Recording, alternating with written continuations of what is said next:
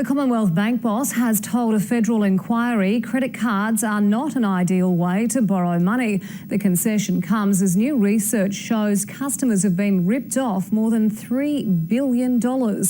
Ursula Hager has the details. Fronting up to a federal inquiry, but the Commonwealth Bank boss was copping more commentary than questions.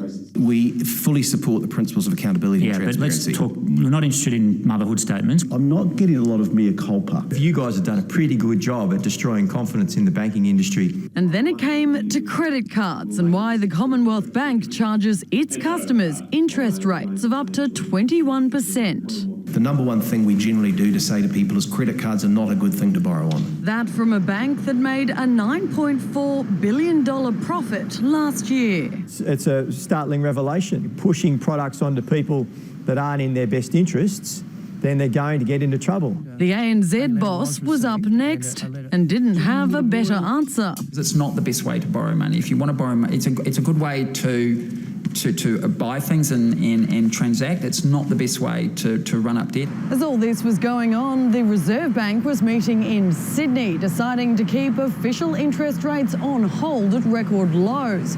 But new research shows it isn't making a major difference when it comes to the rates that banks charge.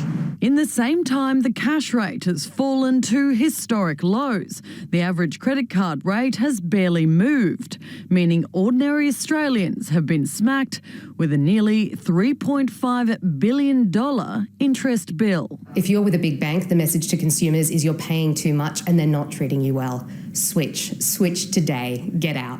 Or when it comes to credit, take the bank's advice. Credit cards are not a good thing to borrow on. Ursula Hager, 10 Eyewitness News.